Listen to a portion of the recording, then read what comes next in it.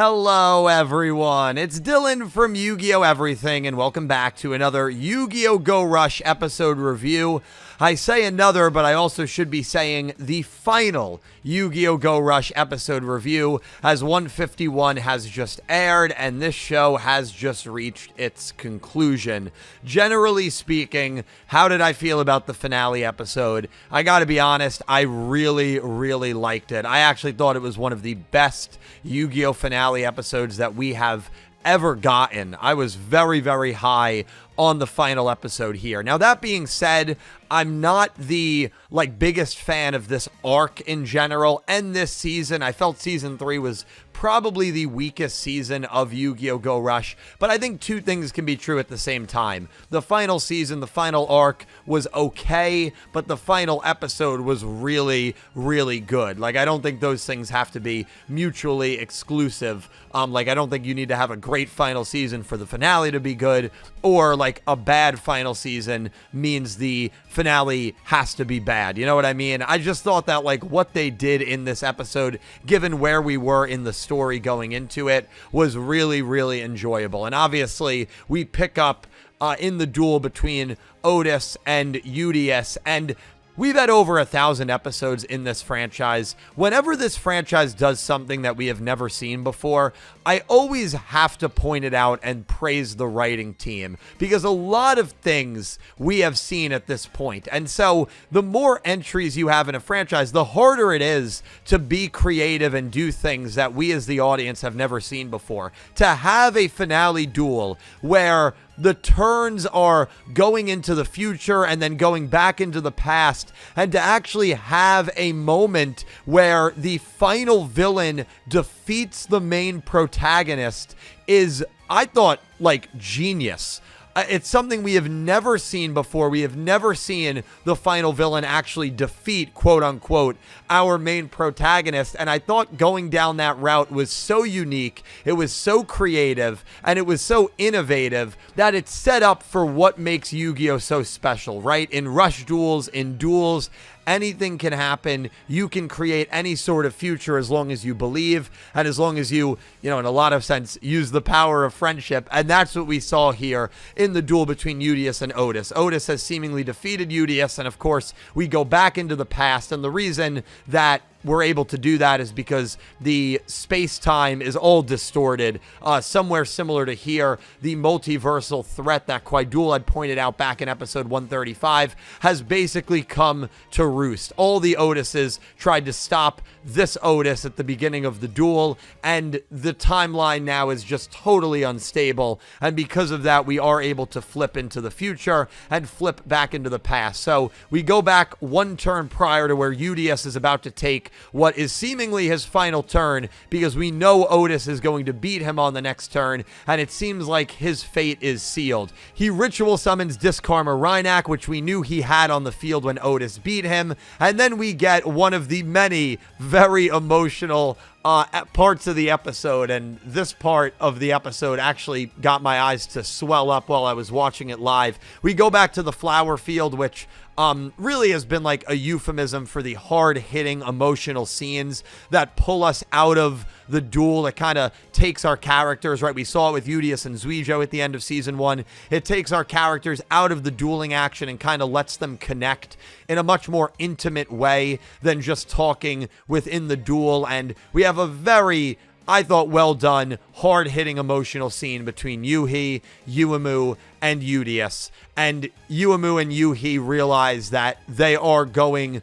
to lose Yugioh no matter the result of this duel, that Yugioh has made the decision to stay in the past. He has made the decision to fight off the eventual, army of Otis that we see a little later on in the episode in order to protect the future for Yuhi and Yuumu and for everyone else. And isn't it funny, right? Yuumu wanted to protect the future for Yuga. Well, now Yugioh wants to protect the future for Yuhi and Yuumu, and says the reason I want to do that is you guys are the most valuable people that I have ever met. You are my most precious treasures. I believe that was the exact line of dialogue that he used, and it looked like he was about to kind of take out his anger and punch Yugioh, because he's just very emotional, and instead of punching Yugioh, all he can do is hug Yugioh and cry, knowing that he's about to lose Yugioh probably forever. And Yuumu is obviously very emotional as well. It was just a very good scene. It was a very good emotional scene, and something this episode did really well that I also have to praise is they used every single one of the openings and endings, 8 openings and endings, and they used every single one, and I did not feel like any of the songs that they used were picked at inappropriate times. This is actually something that I have been a little critical in past episodes, where we have a very emotional moment between Yugioh and Otis or whatever it is, and they're playing, opening 3, which is or opening 2, which is a very happy song, be-dee-doo bop ba-dee-dee-doo bop. And you're watching and you're like, okay, this opening does not match the emotion that I want to feel, the emotion that they're trying to convey, which is sadness. Well, they have a lot of endings that are very sad. Song of Departure is one. The one that we have right now going on, can't remember the name, is one, ending 5. And that's the ending that they decided to play during this, which was, I thought, perfect. And then, of course, when Yugioh is making his duel comeback, you're playing the opening, which is a much more pumped up, happy sort of theme. And I felt like the musical choices utilizing all the openings and endings was really cool. And I felt they all worked. And so Yuumu and Yuhi just quickly accept, all right, we're going to lose Yugioh, but you know what? Let's do everything we can to take down Otis.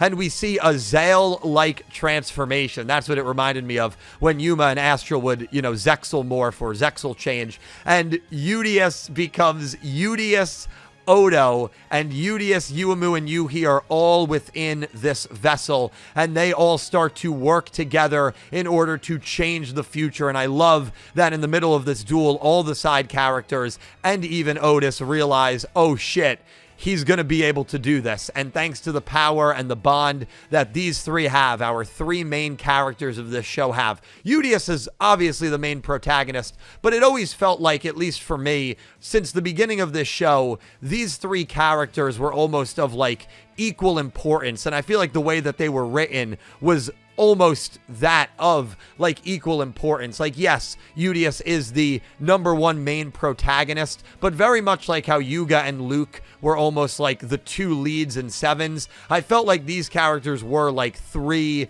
main protagonists. I feel like the way that Bridge did their Yu-Gi-Oh shows is different than the traditional Yu-Gi-Oh anime, where the #2 or #3 characters almost feel like they're at the level of the main protagonist. And that's how they wanted to write their shows. And, it comes to fruition here as these 3 work together. They all use each other's aces to make a final ritual monster that looked freaking amazing.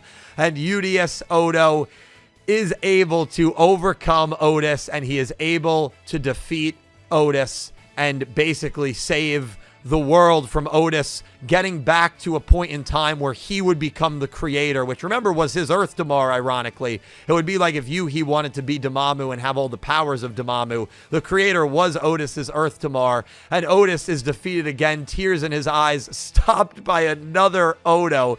And, speaking of Odos, we get a great scene in the middle of this duel of Yuga.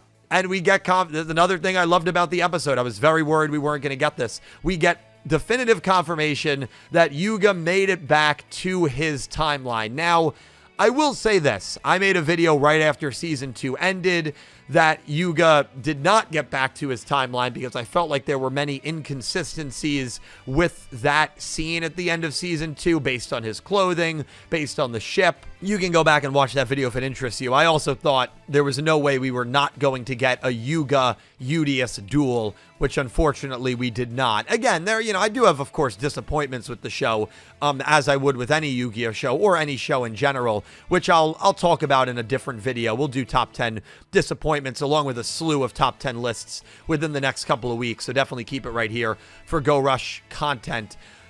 But Yuga gets back home. It was really, really lovely to see that. And at one point, it almost seems like he's talking to either the audience or Yugioh, because they're talking about how the moon has like a weird crater in it. And Luke was like, oh, I never noticed that before.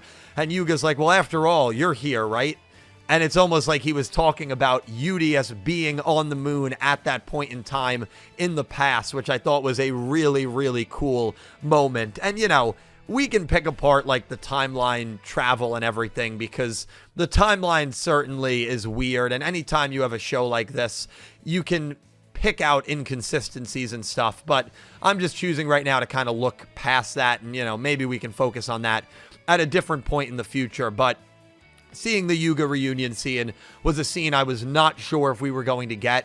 But seeing Yuga being back with his friends was amazing. I would have preferred to see the rocket ship landing and seeing the reunion scene. Felt like that would have been a little more emotional, but I get that we didn't have time. They didn't want to show that, so what we got was eons better than just not getting anything at all. So I don't have too many complaints about that sequence. And so Otis is defeated, and Duel basically takes Otis and is basically holding him prisoner. That's kind of the thought that I got, and Duel is just going to basically hang out with Otis. Of course, Duel viewed the creator very positively, and Otis, of course, spawned the creator, so I'm sure Duel is enjoying himself. It looks like he's having a lot of fun. It looks like Otis is miserable, and even he points out, hey, we never learned who Otis was. And yeah, we never did, and I'm not the happiest guy about that. I really, really would have loved an unmasking scene. I would have loved for Otis to be someone of note, even if they did not want to go the route of him being like Yuga or Udius. I would have been fine with that. I honestly think him being like Yuga's father would have been a really, really interesting dynamic. We saw his mother, and if they did a storyline where maybe like Yuga's single mother raised him because the dad just got so obsessed with games and never took things seriously and was just a bad father, and then him instilling rush duels on his son was some sort of twisted like fatherhood way of trying to get his son to reach the levels that like he wasn't able to reach. But like it was, you could iron that out a little more, but I felt like that would have been a really cool route for them to go, but they didn't. It is what it is. We never learned who Otis was. That's a little disappointing. But then we see an army of Otis coming out of the, I guess, wormhole, the crescent wormhole that's opened in time. And this is why Udius and the gang have to stay back. And Udius and the Valkyrians do stay back in the Sengoku era because they know that they need to prevent this multiversal incursion, the somewhere similar to here invasion from succeeding, because otherwise the entire timeline and the entire future will be messed up forever. And so Udius, Yuhi, and Yuumu say their goodbyes, and all the Otises that come out are the mystery girl. Can you believe this, man? I made a theory video about how the mystery girl was a spy for the creator. I always felt, and I'm so happy about this, man, I always felt from the beginning of this show, and I really never wavered on it, that the mystery girl was going to have a more significant role than just being a silly gag background character. I really would have hated if that's all she was, because the fact that she was in Udius's mind when he went into his mind during, the ritual sequence, the fact that she was on Zion's ship, the fact that she worked all these odd jobs, the fact that she was in the background of every shot almost in the first ending, the entire time the mystery girl was Otis from a different universe waiting for her moment to strike, and she was scouting out Udius knowing that she would eventually have to fight Udius in the past. And that's why when we go back to Matsuma Town and see all of the citizens, she is not there. But the sequence of the woman with the cat, they show that purposefully. They show Kawaii at the laundromat, which was a job she had, purposefully. They show the librarian, which was another job she had, purposefully. They basically confirm that the mystery girl was only there to basically keep an eye on Udius almost, and she was a red herring for Otis, and she was Otis the entire time. That's how I'm viewing it. That's how I'm interpreting it. I guess you don't have to interpret it that way, but I think that was a genius job by the writing team, and I am so happy. I can't tell you how happy I am that the mystery girl actually had such a big role to play in this story. And from episode 1 or 2, I think we saw her in the second episode, she was Otis from a different dimension. How crazy is that, man? That to me is A+ writing. And again, I would have really hated if they did nothing with that character. The fact that they did something with her was just chef's kiss. I absolutely loved it. Another moment that I thought was amazing is Yugioh is talking about how they have to, prep for this battle. And Duty Nishaw, in the blink of an eye, gives an amazing, quick, short speech. Doesn't hesitate about how they all believe in Yugioh and they all believe in his heart. And Duty Nishaw, if you remember this guy, he would have to take 10 hours to think of decisions. And the fact that he knew exactly what to say without having to even think about it just shows how much everybody loves Yugioh, how much they all trust Yugioh. And I thought that was an amazing, amazing moment. And so Yugioh is in the past fighting, and Yuhi and Yuumu, we see them, and Yuhi is like, man, I would love to think that something changed. And they go to this memorial rock that they said, oh, this wasn't really here before, and they're reading it, and they read that Yugioh Odo was the reason that they were able to fight off the Otises successfully, and that it was basically able to save the timeline. And they're very happy about it. And they're like, oh, that is something that changed. That's so cool. Also, the rock and the fence picnic area, same area that Yuga, Roman, Luke, and Gakuto were in the future. So really, really nice little touch there. And Yuhi runs off and says, oh, I'm going to buy some, never lose cards or whatever. And Yuumu's like, oh, are those even a thing?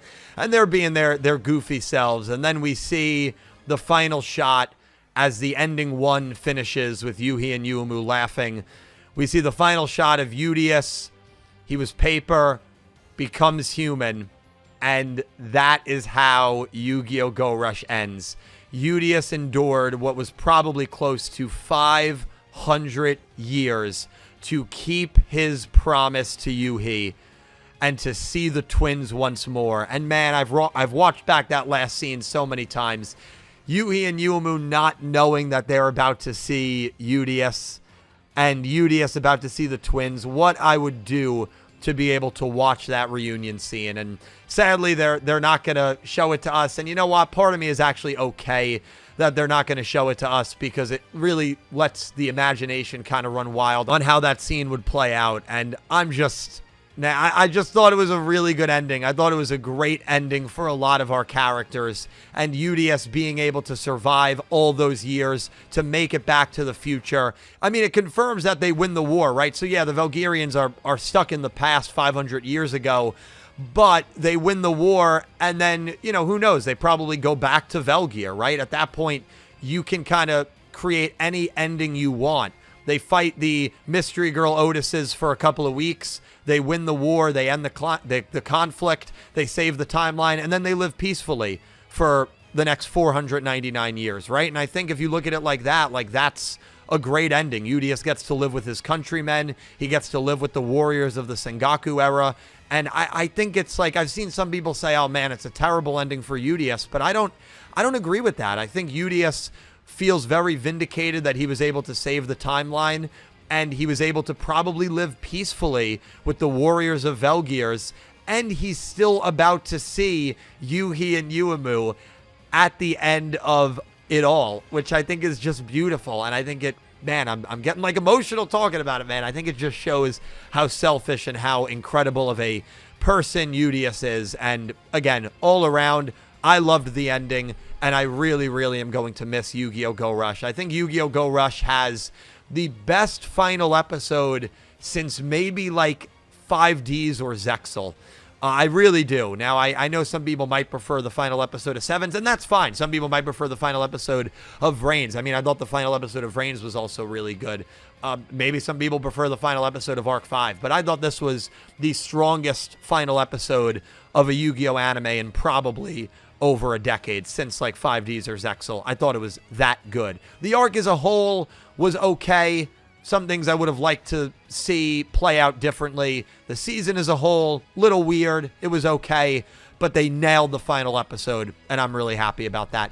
But guys, let me know your thoughts. We have plenty more Yu-Gi-Oh! Go Rush videos coming up. Tomorrow I'll be doing a video explaining the ending of the show. What does it mean by Yugioh Odo? Does it mean that Yugioh Odo is the first Odo? and he is like the great-great-grandparents of Yuumu and Yuhi. Is that what that means? Or is it more of a symbolic thing? I mean, there's so many things that you can just, like, discuss and debate. It's open for interpretation, and I kind of like that with endings. I like when they're not very black and white and you can interpret things. But let me know your thoughts on Yu-Gi-Oh! Go Rush as a whole, and let me know your thoughts on this final anime. As always, thank you so much for watching. Thank you so much for all the support. Plenty more Go Rush videos and plenty more Yu-Gi-Oh! Anime videos to come. I will talk to you in the comments, and I hope you have an amazing day. Take care, guys.